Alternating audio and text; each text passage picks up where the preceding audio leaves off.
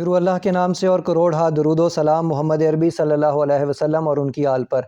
میں ہوں ڈاکٹر رؤف رانا اور آپ دیکھ رہے ہیں میرا YouTube channel pharmacist on line. آج ہم ڈسکس کریں گے فیٹی لیور کے بارے میں کہ فیٹی لیور کیا ہوتا ہے۔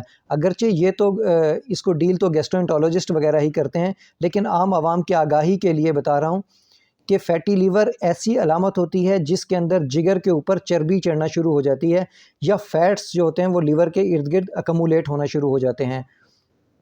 اس میں ایک سمپل ٹیسٹ ہوتے ہیں، LFT کے ٹیسٹ ہوتے ہیں، جس سے ہم پہلے اندازہ لگاتے ہیں، اس کے بعد فردر انویسٹیگیشن کے لیے الٹرا ساؤنڈ ہوتا ہے، MRI ہوتا ہے، یا CT اسکین ہوتا ہے۔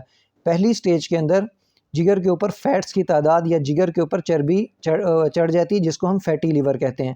اگر اس کنڈیشن کو ریورس نہ کیا جائے یا روکا نہ جائے تو اسی جگر کے اندر زخم ہونا شروع ہو جاتے ہیں، اور پھر جیسا آپ کو پتہ ہے کہ زخم ہونے کے ساتھ سکڑنے لگ جاتی ہے، چیز سکڑتی ہے۔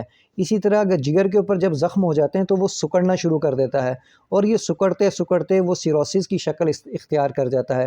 لیکن اس بات کا مطلب یہ بھی نہیں کہ اگر آج آپ کو ڈائگنوز ہوا ہے کہ آپ کو فیٹی لیور ہے تو اس کا مطلب یہ نہیں کہ آپ سیروسس میں چلے جائیں گے، خدا نخواستہ۔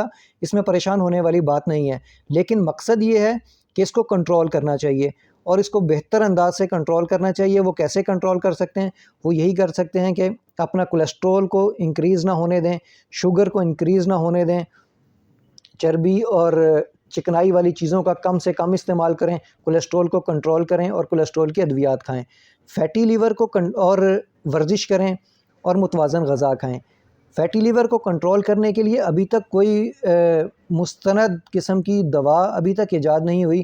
ہاں، بہت سے ہمارے GP پریکٹیشنرز اور یہ سپورٹیو میڈیسن ضرور دے رہے ہوتے ہیں، لیکن اصل مقصد جو ہے، اصل کام کرنے والا ہے، وہ آپ کو لائف سٹائل چینج کرنا ہے، کہ آپ کو واکنگ کرنی ہے، ورزش کرنی ہے، چکنائی والی چیزوں سے پرہیز کرنا ہے، تاکہ اس کنڈیشن کو روکا جا سکے اور ریورس کیا جا سکے۔